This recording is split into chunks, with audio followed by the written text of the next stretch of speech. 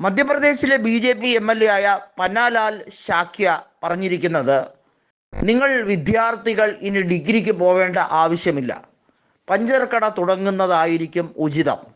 ഒരുപക്ഷെ ബി.ജെ.പിയുടെ ഇപ്പോഴത്തെ ഭരണത്തിൽ ഇനി വിദ്യാഭ്യാസത്തിനൊന്നും വലിയ പങ്കില്ല, കൃത്യമായും സ്വജനപക്ഷപാതവും അതുപോലെ തന്നെ എല്ലാ രീതിയിലും അരക്ഷിതാവസ്ഥയും തന്നെ ആയിരിക്കും എന്ന് വിളിച്ചോതുന്ന തരത്തിലേക്ക് ഓപ്പണായി കാര്യങ്ങൾ കൃത്യമായി അവതരിപ്പിക്കുന്നു എന്ന് തന്നെയാണ് അതിനെക്കുറിച്ച് കോൺഗ്രസ് പറയുന്നത്.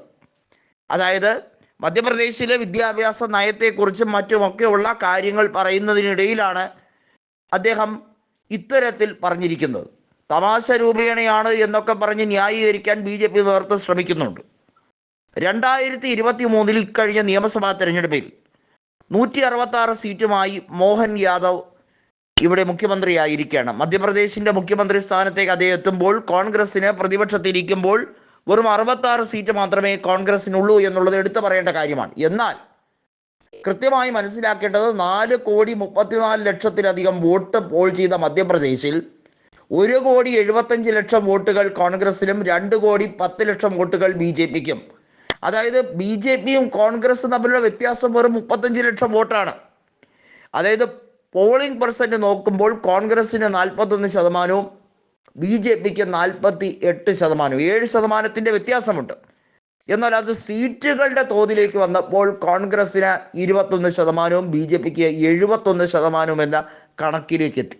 അതായത് നിസ്സാര വോട്ടുകളുടെ വ്യത്യാസമാണ് ബി.ജെ.പിയും കോൺഗ്രസ്സിനും ഇത്രയധികം അന്തരത്തിലേക്ക് എത്തിയതും ബി.ജെ.പിക്ക് 2/3 ഭൂരിപക്ഷം നേടിക്കൊടുത്തതും.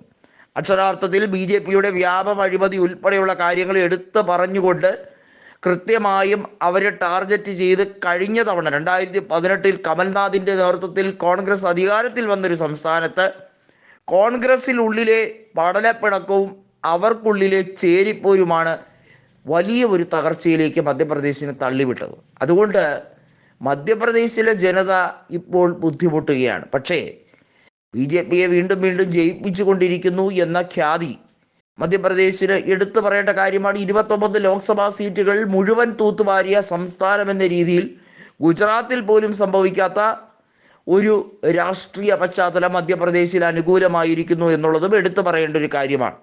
എന്നാൽ ഇപ്പോൾ ഇദ്ദേഹം പറഞ്ഞിരിക്കുന്ന, പന്നാലാൽ പറഞ്ഞിരിക്കുന്ന വിവാദ പ്രസംഗം അത് ബി.ജെ.പിയുടെ മുഖപ്രസംഗം തന്നെയാണ് എന്ന് കോൺഗ്രസ് പറയുന്നതിൽ ഒരു തെറ്റുമില്ല.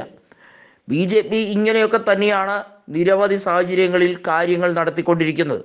ദളിതരെയും റിസർച്ച് വിദ്യാർത്ഥികളോടും അവർ കാണിക്കുന്ന സമീപനത്തെക്കുറിച്ച് ബി.ജെ.പിയുടെ എം.പി ആയിട്ടുള്ള ബിജാപൂർ എം.പി തന്നെ പറഞ്ഞിരുന്ന ഒരു കാര്യമുണ്ട്. ബി.ജെ.പി ആൻറ്റി ദളിത് പാർട്ടിയാണ് എന്ന് കൃത്യമായി പറഞ്ഞു. അതിനെ ഒന്നുകൂടി കടന്ന് പറഞ്ഞുകൊണ്ടാണ് ഒരുപക്ഷെ മധ്യപ്രദേശിലെ ഈ എം.എൽ.എയുടെ പ്രതികരണം എന്ന് തന്നെ പറയേണ്ടി വരുന്ന സാഹചര്യമാണ്. കോൺഗ്രസും ബി.ജെ.പിയും നേർക്കുനേർ ഏറ്റുമുട്ടുന്ന സംസ്ഥാനങ്ങളിലൊന്നും തന്നെ കോൺഗ്രസ്സിന് ഒരു മുന്നേറ്റവും ഇല്ല എന്ന് മറ്റ് പാർട്ടികൾ, അതായത് കോൺഗ്രസ്സിനെ കൃത്യമായി എതിർക്കാൻ ശ്രമിക്കുന്ന ചില പാർട്ടികൾ പറഞ്ഞുകൊണ്ട് നടക്കുന്നുണ്ട്. അതിനകത്ത് കമ്മ്യൂണിസ്റ്റ് പാർട്ടി ഉൾപ്പെടെയുണ്ട്. പക്ഷേ യാഥാർത്ഥ്യം ഇതാണ്, കോൺഗ്രസിൻ്റെ വോട്ട് ഷെയറിൽ കുറവൊന്നുമില്ല. എന്നാൽ കുറവ് വരുന്നത് കൃത്യമായി നോക്കിയാൽ അത് കോൺഗ്രസിൻ്റെ സീറ്റുകളിലുണ്ടായ കുറവാണ്.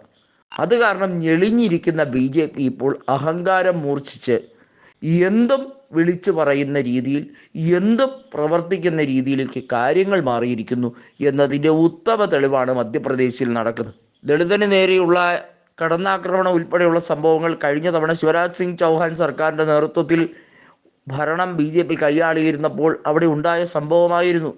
അന്ന് അദ്ദേഹം, ശിവരാജ് സിംഗ് ചൗഹാൻ, നേരിട്ടിടപെട്ട് ആ വ്യക്തിയോട് മാപ്പ് പറയുന്ന സാഹചര്യം ഉണ്ടായിരുന്നു. പക്ഷേ ബി.ജെ.പിയുടെ യഥാർത്ഥ മുഖം ഇതുതന്നെയാണ് എന്ന് കൃത്യമായും കോൺഗ്രസ്സിന് വ്യക്തമാക്കാൻ കഴിയുന്ന ഒരു രാഷ്ട്രീയ സാഹചര്യമാണ്.